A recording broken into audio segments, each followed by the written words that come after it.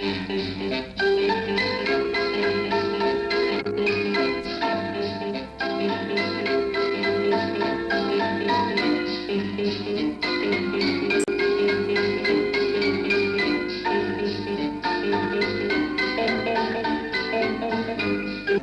stands où des pilotes très calmes attendent le signal, et entre la piste où les bolides sont rangés roue dans roue, tel est le centre d'intérêt au départ du Grand Prix international d'Auvergne.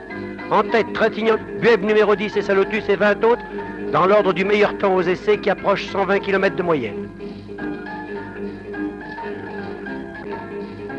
Pour les pilotes, c'est l'heure où la gorge arrive à se serrer. C'est l'heure de l'intimité, de la réflexion, de la maîtrise des nerfs. Pour les mécanos, c'est l'heure de la dernière bougie. C'est l'heure aussi où le public commence à s'énerver. C'est l'heure des consignes du directeur de course. C'est l'heure grave du départ. Le réflexe dans la précision, le sang-froid dans la virtuosité et la mesure dans l'audace sont certes les qualités d'un pilote, mais elles ne sont pas sans danger.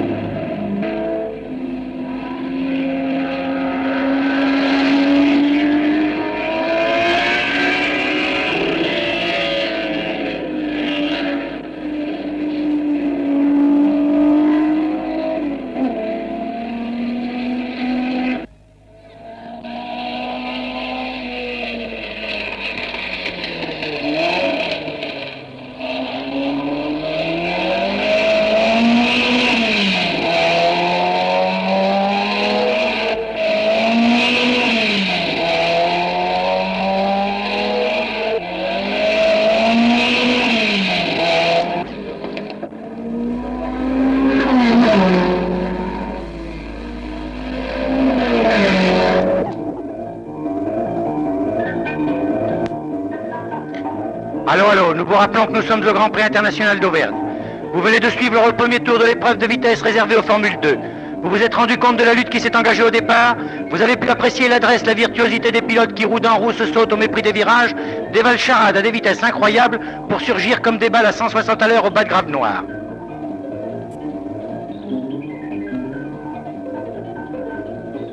Trintignant numéro 2 a pris la tête sur sa Cooper noire. Il est suivi alternativement par Bueb numéro 4, Marche numéro 10, Lewis Evans numéro 6 et Storres 44 qui en tête au départ a dû céder des places. Et c'est Trintignant qui arrive le premier au pan de tête avant d'aborder les épingles, bien assis dans son baquet, calme, précis, sûr de lui. Lewis Evans 6, talonné par Marche, est à 50 mètres, il s'énerve et cisaille. Marche plus lourd et rentré trop vite et pèse sur son volant. Storres sur sa Porsche a l'air de s'envoler. En quelques tours, la situation s'est éclaircie. Les voici maintenant à l'épingle rosier juste avant les tribunes. Trintignant est toujours en tête. Les bolides se sont étirés au long des circuits. Certains ont un taux de retard. Il ne leur a fallu que quelques minutes pour acquérir le sens de ce circuit difficile et connaître les virages avec précision. Par la suite, ils fignoleront leur technique, tant leur vitesse à chaque courbe au maximum de leurs possibilités. Certains, pour rattraper le retard, auront tendance à dépasser leurs moyens et ce sera le danger. Peu de freinage dans les courbes qui sont prises au maximum en dérapage contrôlé. Le principe est simple à dire. Le réaliser est affaire de champion. On ne lâche pas le pied, la courbe est abordée à l'extérieur sur la bande blanche. Le virage serré au maximum, la vitesse déporte le bolide sur l'autre bord à la limite du décrochement. Il faut trouver pour chaque virage la bonne vitesse et la bonne attaque. Une erreur et c'est la catastrophe. C'est ce qui est arrivé à Lewis Evans au lendemain de ce Grand Prix et il s'est tué. Vous voyez donc sur ce film la dernière épreuve de ce sympathique champion anglais de 20 ans qui pilote une Cooper bleu clair numéro 6.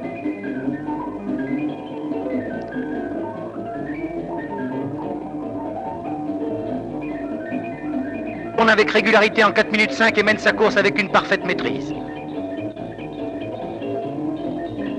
Bueb numéro 10 qui est derrière à 300 mètres sautille sur son siège et pousse sa voiture. Lewis Evans qui le suit s'accroche nerveusement mais il doit céder du terrain. La cadence est trop rapide. Estorez sur sa Porsche tient à peine le train et prend des risques dangereux.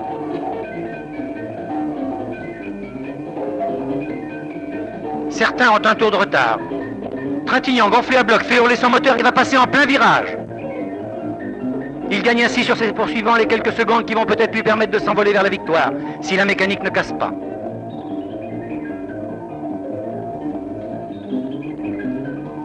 Vous voyez maintenant Trintignant numéro 2 sur sa Cooper foncer seul dans les virages de charade. Regardez la technique, pas un écart dans les courbes. Ses dérapages sont bien contrôlés, cependant il dévale entre 100 et 150. Et à chaque tour, les mêmes virages seront pris à la même vitesse et de la même façon. C'est là le fait du champion. C'est cette maîtrise, cette mécanisation des réflexes, cette parfaite adaptation du pilote, du bolide et de la piste qui permettent à chaque tour de prendre les quelques mètres qui donneront peut-être la victoire. Il semble que les poursuivants ont perdu un peu la cadence.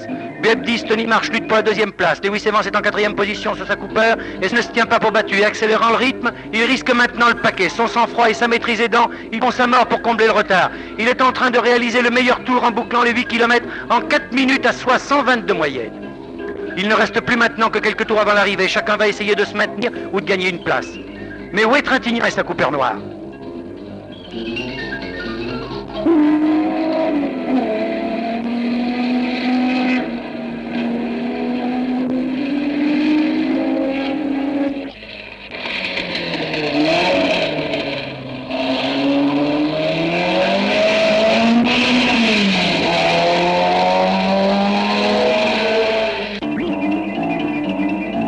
En ce moment le 20e tour du circuit. Tandis qu'il est à charade, les autres escaladent les épingles de Ted. Bueb numéro 10 est en tête, Tony Marsh 4 le talonne, Lewis Evans 6 à 200 mètres de retard. Le paquet, bien emmené par Bueb, qui nous vous l'avons dit a fait le meilleur tour à 100 de moyenne, se présente dans le même ordre à l'épingle rosier, juste avant les tribunes où la lutte est suivie avec passion.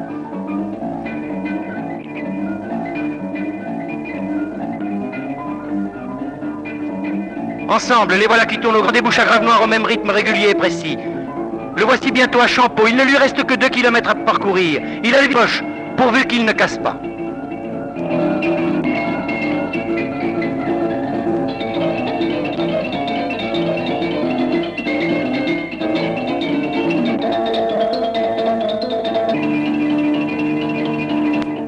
Trintignant boucle le 20e tour du circuit dans l'enthousiasme général après avoir mené une course spectaculaire devant Bueb, Lewis Evans et Tony Marsh à 117 km de moyenne.